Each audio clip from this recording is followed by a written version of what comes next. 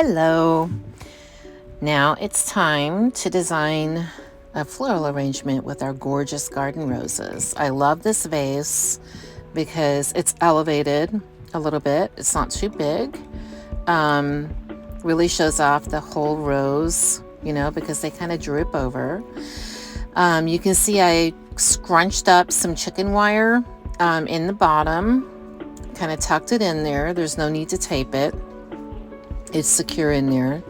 And I love using sticks from the garden to create an additional grid over the top of the chicken wire. And you can see I'm kind of securing that together a little bit. And then I'm going to create sort of like a crisscross grid. I do this because two reasons. For me, it's really gives my arrangements a sense of place or terroir, sort of like if you were, thinking about wines in their regions and how the wine, tastes like its region or terroir. I love doing this with flowers because why not? I mean, my garden roses are my rose garden is tucked in amongst redwoods and firs. And these are the sticks that blow off every winter. And I love creating that grid like that. It offers also additional support for the roses because a lot of times garden roses are kind of flimsy. And if you don't have that, even with the chicken wire, if you don't have that additional support of that, your stick grid, it's a little challenging to get an arrangement that is aesthetically appealing in the shape that you like and the height. So let's talk a little bit about the color palette I've chosen.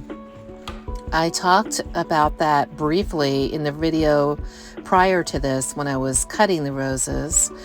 And I love just using analogous colors. That's basically covers most of my rose garden, actually, shades of pink. And you see I have a pop of yellow in there. So I've got this dark, rich pink sitting next to kind of like that really pretty cotton candy Barbie pink. And then I have a very, very shell pink rose situated in there as well. And then I've got a little pop of yellow. It works. So what wouldn't work if you would be if you were to put something, like oranges, lavenders, those shades in with this would immediately throw this arrangement into a less aesthetically appealing, sort of like a ball of chaos. And that's okay. I call them circus arrangements. There's a time and a place for that. But this is a standard, elegant floral arrangement that I'm going to be putting on my sideboard in the dining room. And I like it a little bit more elegant feeling with this palette. So in just a minute, you'll also see me throw some other things in there besides garden roses, which is right now. Those are coral bells. I love the way the coral bells add another dimension in the textures and the shapes. And I love the way you can kind of dictate the overall shape of the arrangement with these very linear, beautiful, sweet coral bells. I love the way you can do that. It gives it an airy feel and sort of opens up the spaces between your roses. And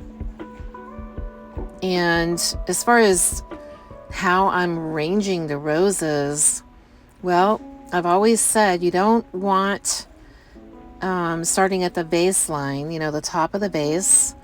I don't like to see that, so I always have roses or flowers if I'm working on a standard, general various flower arrangement. I like to tuck some right at the vase line, very low. That red rose, it's not red, but it's like a hot pink rose that my hand is working with. The one below is right on the vase line. I love that look.